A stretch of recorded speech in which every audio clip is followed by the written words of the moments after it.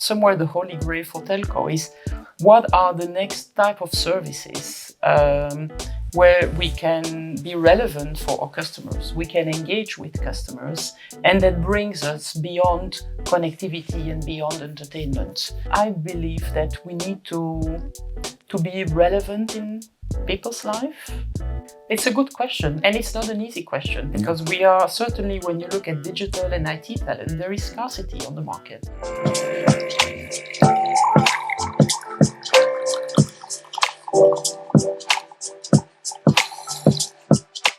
Welcome everyone to our well-known CSP format, A Cup With, today with a special guest, Dominique Leroy, our CEO of the European segment. Dominique, thank you for joining and a warm welcome from my side. Thank you, Thomas. Thank you for inviting me. Pleasure to be here. Great. So, Dominique, you are the CEO of the European segment for roughly 1.5 years, a little bit longer, right? Especially compared to your former roles, let's say Proximus or Unilever, what were the biggest challenges or surprises you had to handle at Deutsche Telekom with? I would say the first big surprise was COVID time, because I started in November 2020 and it was really the middle of COVID. So I had to onboard on a completely new company, being responsible for 10 countries all over Europe. And I had to do that all virtually because we couldn't travel. So that was a big challenge. So I think that was the first one that was very different. I think the other one is that for me, it was the first time I had a kind of headquarter role. I've always been an operational myself. I've always been in operations, being in contact with customer, driving businesses. And here you have to drive the businesses over 10 countries. So you need to work differently. You need to engage with your headquarter team, but with the CEO, find a common vision, have people buying into that vision altogether, and then drive growth and drive the segment and try to find a commonality. So that was for me a big change from my previous role, but I think so far so good. Yeah, this is what I heard. You have a really strong commercial background, and as you just said, you worked more in operational environments. What is it that makes you so passionate about customer centricity? Because talking to you, and we work together for quite a time, someone always gets the impression that you seek to improve businesses always from the customer perspective. So What is it that makes you so passionate about it? But I think that's really probably what I learned when I started within Unilever, because, it's a consumer goods company, and there it's all about bringing product to customers. And you are very much in competitions with a lot of other brands. And so it's about what do you bring to customers? How can you make a difference? How can you make sure that customer vote every time they go to the shop and buy your product? You don't have a 2-year contract like you have in telco. So in that sense, I think that formed me to a certain extent by really understanding that in the end, whatever you do, the customer and the way customer perceive your brand, your service, your network will make the difference. And in that sense, I think sometimes when I started in the telco, I was surprised that people were very much focused on the technology, on the network, but for the sake of technology and network, not sufficiently measuring, for instance, the network from a customer angle or the service from a customer angle. And so we have now introduced Voice of the Customers within Europe, so the Medallia tools, where we are able to really measure the satisfaction of customers in every interaction they have with us, being it in a shop or with the technicians or digitally or on the phone, and therefore understanding when they are happy, when they are not happy, and that not only from a transactional point of view, but also from a journey point of view and an end-to-end experience. And that helps us to really first focus on customers, get insight from them, and then really try to improve ourselves to serve our customers better. Because in the end, you will be successful as a business if customers are happy with your service, are in love with your brand, and or where you can continuously improve the network, the technicity, the services, the value you give to customers. So that's why I'm so focused on customer, because I think everything we do need to be with the customer in mind, being the consumer or the B2B, because The same is true, I didn't talk about it, but the same is true on the B2B side. We are now in an era where enterprises need to digitalize a lot. So they often don't know how to do it. So we are there to really help them how to best digitize their business, how to make sure that employees are able to work in a hybrid form, in an easy way, in a secured way, to make sure that as in COVID time, and we've seen everything has accelerated, people are not necessarily coming to the shop, so they need to have a digital presence. How can we enable that? And so a lot of stuff that we can do to help businesses to digitize their business. We will be a good business, attractive business for people. We will grow our business and we will be financially successful. So I'm very passionate about customer. Great to hear so. What do you think? What are the parts that are implemented to your satisfaction right now? Because strategy implementation always takes time. It's not that you have a vision and tomorrow it's executed. And what are the parts that take a little bit more time?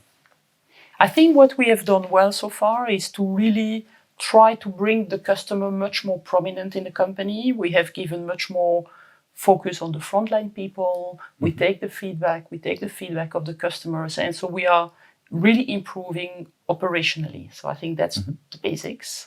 We have also brought a lot of new services to the market. So in a lot of countries, we have launched additional services for businesses and for customers, like convergent services or new TV services or more specific offers for different type of customers. So I think that's something we have started doing well.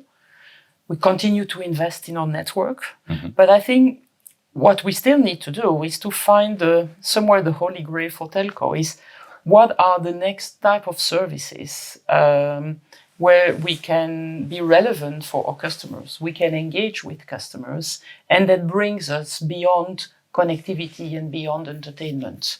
This is still something we need to do. We have done some trials. I believe that we need to be relevant in people's life, to engage with customers on a daily basis, and only then we will be part of their life and we will be present, because today very often connectivity is seen as a commodity. It needs to work and people bother on connectivity when it doesn't work. So it's not always a positive relationship. So we need to find ways to engage differently on a daily basis, more constructively with customers. Okay, thank you.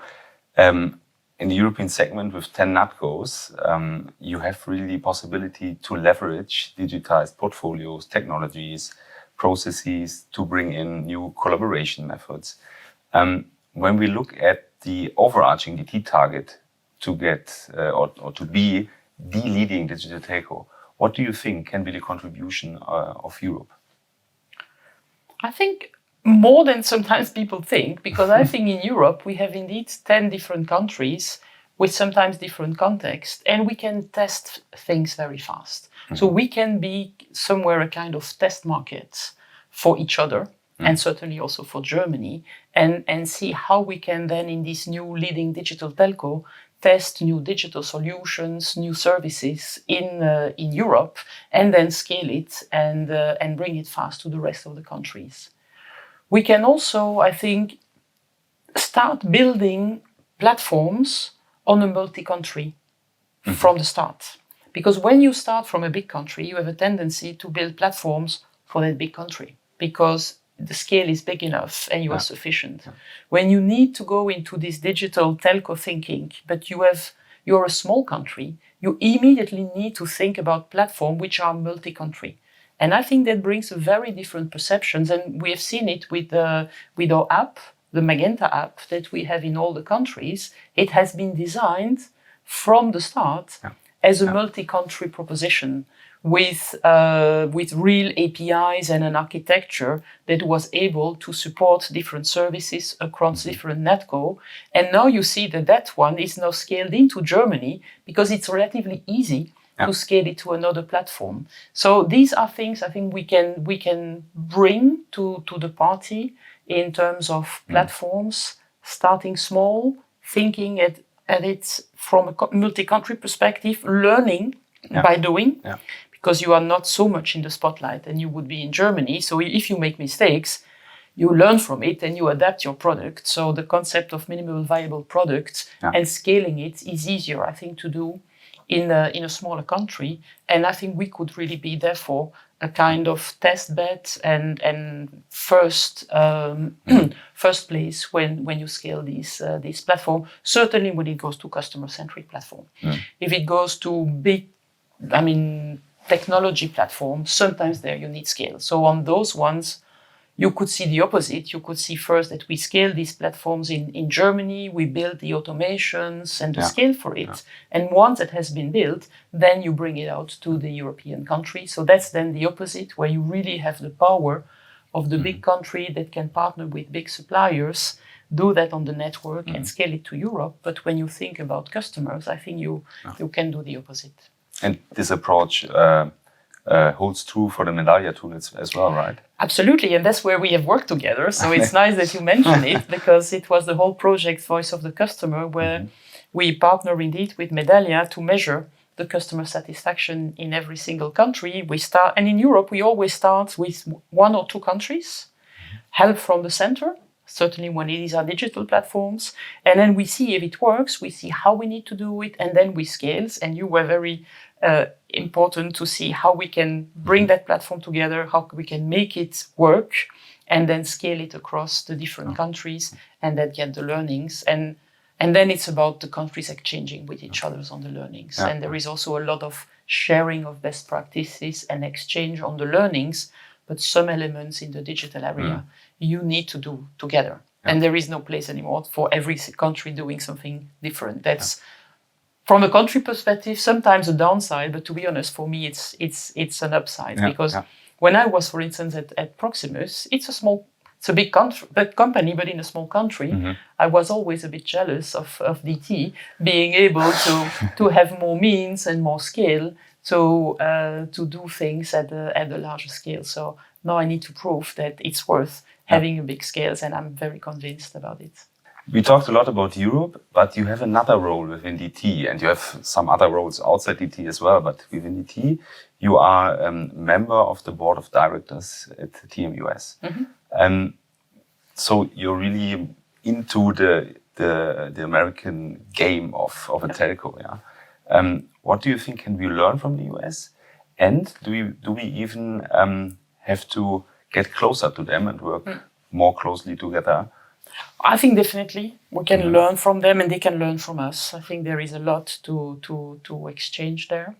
US market, though, is a different market in telco. You have only a few players for a 300 million market. So in that sense, it's very different from our 75 MNOs in Europe. So it gives you scale, but of course, everything you do is on a much bigger scale. I think T-Mobile US is very known for this Un-carrier thinking, which has been extremely successful. So it helps us, being incumbent in a lot of countries, to see what can a disruptive player bring into a market, and how can we learn from it for ourselves, becoming a bit more disruptive as well, because it's not always good to be an incumbent and be in a comfort zone. You need to challenge yourself permanently to bring added value to customers again. So US can really help us there. I think in terms of customer centricity, they were the first to really put the customer in the center of everything they did. I was there recently with the European team, and the center of experts, when you go to their call center, they really have the expert teams and very, very enthusiastic people, so proud about being there and helping customers. So I think the whole US mentality of being proud, going for it, going the extra mile, is something we don't have in Europe. We are probably more analytics, more prudent. In the US, they are really much more easygoing, and I think that makes also a difference. And of course, where we can learn from each other as well is that I think they can learn from us on the digital side, because we have some platforms, things like that could also be worth in the US, but they are very close to all the big OTT players. And in that sense, leveraging the US together with Germany and Europe towards the big GAFAs is definitely something we should take more advantage of. And we start now, we see that there are some, certainly outside of connectivity, there are some trials in the US in different domains, in what they call their marketing services, so in advertising and in different platforms. We can definitely do things together. We talked about the digitization, we talked about collaboration across the NatCos with the US. But what we as DT, and of course in the European segment as well, do really need to be successful is not only digitized portfolio, customer centricity and so on, but also talents, digital talents. So what is your idea about how can we attract those digital talents in the future that they join DT and bring value to our company? It's a good question, and it's not an easy question, because we are certainly, when you look at digital and IT talent, there is scarcity on the market. So there is more demand from companies than currently there is offer from graduated people. So first of all, I think if we keep to be successful as we are, to be honest, if you look at DT in the market, by being in the US, by being in Europe, we are currently a very successful company. And I'm really convinced that when you are successful, you attract the best talent. That's the best number one.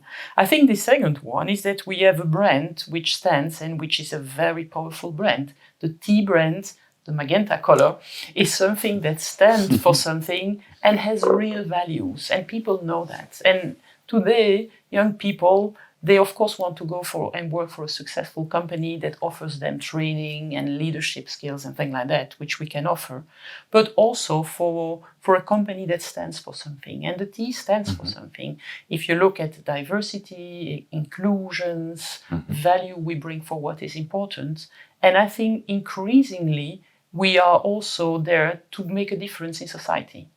I mean, we have embraced the planet, I mean, the green magenta, as we call it, whereby we have put forward objective where we want to become CO2 neutral, scope 1 and 2 by 2025 and scope 3 by 2040. We do more and more on recycling, on circular economy. We do as well a lot for communities. I mean, we have foundations that help kids to embrace STEM and go into coding and into mathematics.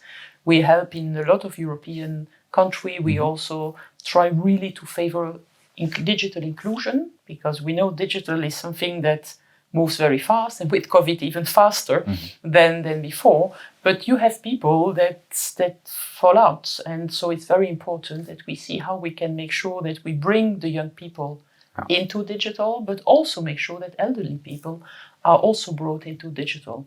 So I think if we continue to stand for these values, do good to society, be successful, and also, I mean, we do a lot for people. We train them, we have leadership programs, we have a lot of inspirations and excitement that we can bring to people.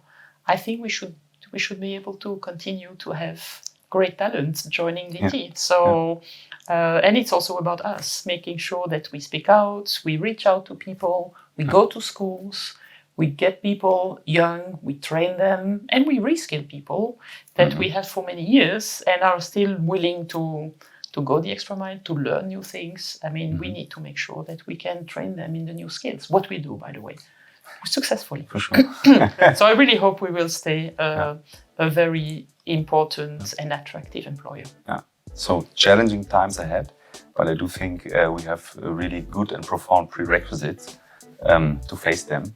Dominique, thank you so much for your time, for the honest and open interview with you. Thank you that you brought in your time here. I know you're really scheduled hard. So thank you, Dominique, and see you next time. Thank you, Thomas. It was really a pleasure. And see you next time as well. Thank you. And if you like the video, then please join our CSP channel and give us a like if you want to see more interesting content like this today. Thank you and have a great week.